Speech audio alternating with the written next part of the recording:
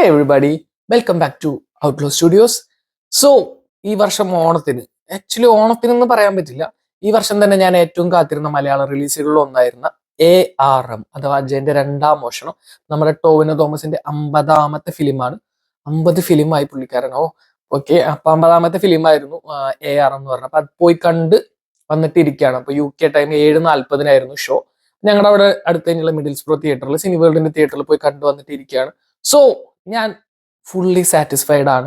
കുറച്ച് കാലത്തിന് ശേഷമാണ് ഇപ്പൊ ഞാൻ ലാസ്റ്റ് റിവ്യൂ ഇട്ട വീഡിയോ ഗോട്ടിന്റെ ആയിരുന്നു. ഞാൻ തീരെ സാറ്റിസ്ഫൈഡ് അല്ലായിരുന്നു. അതിൽ നിന്ന് ഇതിലേക്ക് മാറിയപ്പോൾ എനിക്ക് വളരെയധികം സാറ്റിസ്ഫൈഡ് ആണ്. വളരെയധികം സാറ്റിസ്ഫൈഡ് ആയിട്ടുള്ള ഒരു തിയേറ്റർ എക്സ്പീരിയൻസ് ആണ് എനിക്ക് ARM തന്നത് എന്ന് തന്നെ പറയണം. സോ ആദ്യം തന്നെ പറയേണ്ടത് ഡയറക്ടർ ആയിട്ടുള്ള ജിതിൻ ലാലിന്റെ ആണ്. അപ്പോൾ ജിതിൻ ലാലിന്റെ ആദ്യത്തെ മൂവിയാണെന്നാണ് ഞാനും കണ്ടത് അവിടെ ഇവിടെയൊക്കെ. അപ്പോൾ നല്ലൊരു ഔട്ട് തന്നെ നമുക്ക് ജിതിൻ ലാൽ തന്നിട്ടുണ്ട്. അപ്പൊ ഇതൊരു പാൻ ഇന്ത്യൻ റിലീസ് ആയിട്ടാണ് ഇവർ ഇറക്കിയിരിക്കുന്നത്. അതിന്റെ ഒരു റീച്ച് നമുക്ക് കിട്ടേണ്ടതാണ്. മലയാളം സിനിമയുടെ പാൻ ഇന്ത്യൻ എന്ന് പറഞ്ഞിറക്കാൻ പറ്റിയ ഒരു ഐറ്റം ഉണ്ട് ARMല്. ഓക്കെ, അതുപോലെ തന്നെ എനിക്ക് എടുത്തു പറയേണ്ട ഒരു സംഭവം ടോവിനോ തോമസിന്റെ പെർഫോമൻസ് ആണ്. വേറെ ലെവൽ എന്ന് തന്നെ പറയണം. 3 ക്യാരക്ടേഴ്സ് ഉണ്ട് ആക്ച്വലി: കേളു, മണിയൻ, അജയൻ. അപ്പൊ അജയനാണ് ലീഡ് റോൾ എന്നൊക്കെ പറയാം. പക്ഷെ നോൺ ലീനിയർ ആയിട്ടുള്ള ഒരു സ്റ്റോറി ടെല്ലിംഗ് രീതിയാണ്. ഇപ്പൊ പീരിയോഡിക് ആയിട്ടുള്ള ടൈം ഉണ്ട്. അപ്പൊ വേണമെങ്കിൽ പീരിയോഡിക് മൂവി എന്നൊക്കെ പറയാൻ എനിക്ക് അറിയത്തില്ല. ഇപ്പൊ നോൺ ലീനിയർ ആയിട്ടുള്ള ഒരു സ്റ്റോറി ടെല്ലിംഗ് ആണ്. ഇടയ്ക്ക് ആ ഭാഗം കാണിക്കും, ഈ ഭാഗം കാണിക്കും, അങ്ങനെ അങ്ങനെ അങ്ങനെ. അപ്പോൾ അത് എനിക്കൊരു ചെറിയ പോരായ്മയായിട്ട് തോന്നിയിട്ടുണ്ട് ആ തിരക്കഥയിൽ. കാരണം അവിടെ ഇവിടെയൊക്കെ ഒന്ന് ബന്ധപ്പെടുത്താത്ത ചെറിയൊരു പാളിച്ച വന്ന പോലെ എനിക്ക് തോന്നിയിട്ടുണ്ട്. അതല്ലാതെ വേറെ എനിക്ക് പ്രത്യേകിച്ച് ഡ്രോബാക്സ് ഒന്നും എടുത്ത് പറയാനായിട്ട് ഈ പടത്തിലില്ല. ടോവിനോ തോമസിന്റെ പെർഫോമൻസ്, അതും ഈ മണിയനായിട്ടുള്ള ക്യാരക്ടർ, ഒരു രക്ഷയില്ല മോനെ. അടിപൊളി എന്ന് പറഞ്ഞാൽ അടിപൊളി. വേറൊരു ലെവൽ എക്സ്പീരിയൻസ് തന്നെയായിരുന്നു മണിയനായിട്ടുള്ള ക്യാരക്ടർ എന്ന്. അപ്പൊ അജയൻ സാധാരണ ഒരു പയ്യൻ, കുറച്ച് ഈ കാലഘട്ടത്തിലെ പയ്യനല്ല, കുറച്ചും കൂടി മുൻപുള്ള കാലഘട്ടത്തിലെ നമ്മുടെ നാട്ടിലുള്ള ഒരു പയ്യൻ, അങ്ങനെ ഒരു ക്യാരക്ടറാണ്. അപ്പോ അജയനാണ് ലീഡ് ക്യാരക്ടർ എങ്കിലും മണിയൻ സ്റ്റീൽ ദ ഷോ എന്ന് തന്നെ പറയണം. വേറെ ഒന്നും പറയാനില്ല. അതുപോലെ തന്നെ മണിയന്റെ പേരായിട്ട് വന്ന സുരഭി ലക്ഷ്മി, എന്റെ മോനെ, അത് കുറച്ച് ഇന്റൻസ് സീനൊക്കെ കാണിക്കുന്ന ഒരു സംഭവമൊക്കെ ഉണ്ട്. അടിപൊളിയായിട്ടുണ്ട്, ഒന്നും പറയാനില്ല. അവർ രണ്ടുപേരാണ് എനിക്ക് ഇതിൽ ഏറ്റവും ഫേവറേറ്റ് പെർഫോമൻസ് ആയിട്ട് തോന്നിയത്. പിന്നെ അജയന്റെ അമ്മയായിട്ട് അല്ലെങ്കിൽ മണിയന്റെ മകളായിട്ട് അഭിനയിച്ചത് നമ്മുടെ രോഹിണി മാം ആണ്. അപ്പോൾ അവരുടെയും നല്ലൊരു റോളായിരുന്നു. അവർക്ക് കൊടുത്ത BGM ഒക്കെ കുറച്ച് രസമായിട്ടുണ്ടായിരുന്നു.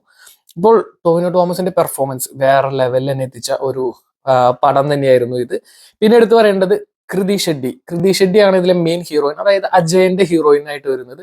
അപ്പോൾ മെയിൻ ലീഡാണ്. എനിക്ക് കൃതിനെ കൊണ്ടുവന്നപ്പോൾ വെറുതെ കൊണ്ടുവന്നതായിരിക്കും എന്നുള്ള ഒരു ഡൗട്ട് ഉണ്ടായിരുന്നു. പക്ഷെ അവരുടെ റൊമാൻസ് സീൻസ് വളരെ നന്നായിട്ട് തന്നെ ചെയ്തിട്ടുണ്ട്. ശരിക്കും എനിക്ക് തോന്നുന്നു ആ ക്യാരക്ടറിന് പറ്റിയ ഒരു പ്ലേസ്മെന്റ് തന്നെയാണ് കൃതിയായിട്ട് തോന്നിയിരിക്കുന്നത്. കുറച്ച് ഉയർന്ന ജാതിയിൽ നിൽക്കുന്ന ഒരു സുന്ദരിയായിട്ടുള്ള ഒരു നായിക, അതിന് പറ്റിയൊരു ഇതാണ്. പിന്നെ വലിയ കുഴപ്പങ്ങളൊന്നും തോന്നിയിട്ടില്ല.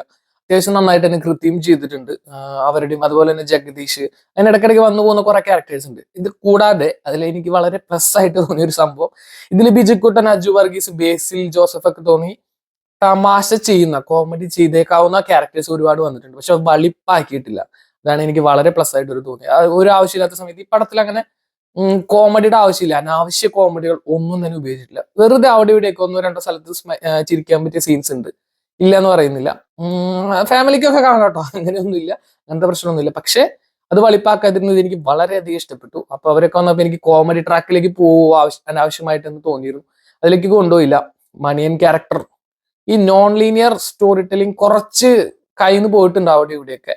പിന്നെ അതുപോലെ തന്നെ എനിക്ക് കയ്യിൽ നിന്ന് പോയെന്ന് ഒരിക്കലും പറയില്ല. BGM വേറെ ലെവലാണ്. പ്രത്യേകിച്ച് മണിയന്റെ BGM ഒരു രക്ഷയില്ല മക്കളെ, അടിപൊളിയായിട്ടുണ്ട്. ആ മണി എന്ന് പറഞ്ഞ ഒരു ക്യാരക്ടർ തന്നെ മതി ഈ പടം കാണാൻ വേണ്ടിയിട്ട്. അതുപോലെ തന്നെ ജഗദീഷിന്റെ കൂടെ മണിയനും കൂടി ചേർന്നിട്ട് ഒരു സ്ഥലത്തേക്കൊക്കെ പോകുന്നുണ്ട് ഒരു സംഭവത്തിന് വേണ്ടിയിട്ട്. അപ്പൊ ആ ഒരു സംഭവമൊക്കെ 3D കണ്ടാൽ, ഞാൻ 2Dയിലാണ് കേട്ടോ കണ്ടത്. 3D കണ്ട വേറെ എക്സ്പീരിയൻസ് ആയിരിക്കും എന്ന് എനിക്ക് തോന്നി. പക്ഷേ എനിക്ക് ഈ പടത്തിന്റെ തുടക്കത്തിൽ ഒരു റൊമാൻറ്റിക് സോങ് ഉണ്ട്, കൃതിയും ടോവിനോയും കൂടിയിട്ടുള്ള. അത് കൃതിനും കൂടി കണ്ടു കഴിഞ്ഞപ്പോ എന്തുണ്ടായെന്ന് അറിയും, എന്തോ ആ സോങ്സ് ലിറിസ്റ്റിന്റെ പ്രശ്നമായിരിക്കാം ചിലപ്പോ. കറക്റ്റ് ഒരു അന്യഭാഷ ചിത്രത്തിലെ സോങ് മാറ്റി മലയാളത്തിലേക്ക് പ്ലേസ് ചെയ്ത പോലത്തെ ഒരു ഇത് തോന്നി. അത് കൃതിന്റെയും കൂടി ഒരു എഫക്റ്റ് ഉണ്ടെന്നാണ് എനിക്ക് തോന്നുന്നത്. അതുപോലെ തന്നെ ലിറിസിസ്റ്റിന്റെ ഒരു ഇതുണ്ട്. അതിന് മാത്രമായിട്ട് BGM അല്ലെങ്കിൽ മ്യൂസിക് മോശമായിട്ടൊന്നും പറയാൻ പറ്റില്ല. മ്യൂസിക് ചെയ്തേക്കുന്നത് ദിബു നൈനാൻ തോമസ് എന്ന് പറഞ്ഞൊരു പുള്ളിക്കാരനാണ്. മ്യൂസിക് നന്നായിട്ടുണ്ട്, വളരെ നന്നായിട്ട് തന്നെയുണ്ട്. പ്രത്യേകിച്ച് ബാക്ക്ഗ്രൗണ്ട് സ്കോർ ഒക്കെ വളരെ നന്നായിട്ടുണ്ട്. പക്ഷെ എനിക്ക് ആ പാട്ട് പേഴ്സണലി അത്ര പോയില്ല. അതെന്തോ ഒരു മിസ്സിങ് പോലെ തോന്നി. അതുപോലെ തന്നെ സിനിമോട്ടോഗ്രാഫിയാണ് ഇതിലെ ഏറ്റവും വലിയ മറ്റൊരു പ്ലസ് എന്ന് പറയുന്നത്.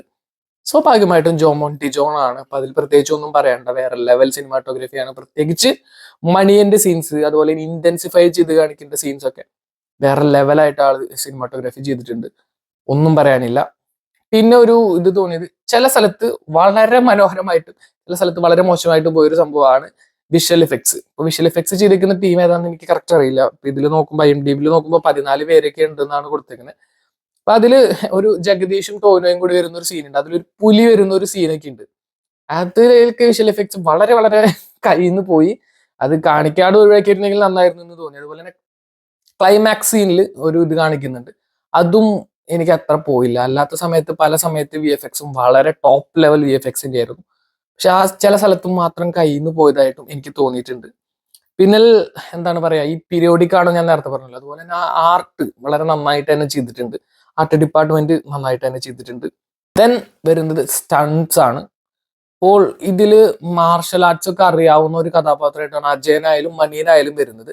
അപ്പോൾ അതിൻ്റെയൊക്കെ സ്റ്റൺസ് ആ ഒരു ഇതിൽ തന്നെ എടുത്തു വെച്ചിട്ടുണ്ട്. സ്റ്റൺസ് കൊറിയോഗ്രാഫി വളരെ നന്നായിട്ട് തന്നെയുണ്ട്. സിനിമോട്ടോഗ്രാഫി എന്നെ പോലെ തന്നെ എടുത്തു പറയാവുന്ന ഒന്ന് തന്നെയാണ് സ്റ്റണ്ട് കൊറിയോഗ്രാഫിയും. അടിപൊളിയായിട്ട് വന്നിട്ടുണ്ട്. വിഷ്വൽ എഫക്ട്സ്, അതുപോലെ തന്നെ സോങ്സ്, ആ സോങ് മാത്രം, സോങ്സ് എന്ന് പറയുന്നില്ല, ആ സോങ്ങിലെ മാത്രം. പിന്നെ ഈ നോൺ ലീനിയർ ആയിട്ട് കഥ പറഞ്ഞു പോയപ്പോൾ വന്ന കുറച്ച് പാളിച്ചുകൾ ഒഴിച്ചു നിർത്തിയാൽ പടം വേറെ ലെവലാണ്. പക്ഷെ ഇതൊന്നും അത്ര എനിക്ക് തോന്നുന്നില്ല പടത്തിന് ഒരുപാട് ഇമ്പാക്ട് ചെയ്യാൻ പറ്റിയ കാരണങ്ങളാണെന്നൊന്നും എനിക്ക് തോന്നുന്നില്ല. അവിടെ ഇവിടെയൊക്കെ കയ്യിൽ നിന്ന് പോയിട്ടുണ്ടെന്നല്ലാതെ തിയേറ്ററിൽ പുറത്തിറങ്ങിയപ്പോൾ എനിക്ക് ഒരു വല്ലാത്തൊരു സാറ്റിസ്ഫാക്ഷൻ ആയിരുന്നു. ഒരു അടിപൊളി മലയാള പടം. കുറച്ചു കാലമായി നമുക്ക് ഈ വർഷം സംഭവം ശരിക്കും മലയാളത്തിന്റെ ഒരു ഇയർ ആയിരുന്നെങ്കിൽ കുറച്ചു കാലമായിട്ട് മലയാളം പടങ്ങളിൽ മിസ്സിംഗ് ആയിരുന്ന ഒരു സംഭവം ഈ പടത്തിൽ തിരിച്ചു കിട്ടിയിട്ടുണ്ട്. വേറെ ലെവൽ തിയേറ്റർ എക്സ്പീരിയൻസ് ആണ്. ഓണത്തിന് എല്ലാവർക്കും പോയി കാണണം, എല്ലാവരും പോയി കാണും വേണം, തിയേറ്ററിൽ തന്നെ കാണാം. 3D കാണാൻ പറ്റിയ 3D കാണാം. ചില സീൻസ് ഒക്കെ 3D കണ്ടതിന് വേറെ ലെവലായിരിക്കും എന്ന് എനിക്ക് തോന്നിയായിരുന്നു പേഴ്സണലി. ഞാൻ 2D ആണ് കണ്ടത്. അതിന്റെ വിഷമമൊന്നും ഇല്ല, എനിക്ക് 2D കണ്ടപ്പോഴും ഇഷ്ടപ്പെട്ടു, വളരെയധികം ഇഷ്ടപ്പെട്ടു. So that's it. ARM, thanks for watching. Subscribe ചെയ്യാൻ മറക്കരുത് ഗൈസ്, പ്ലീസ്.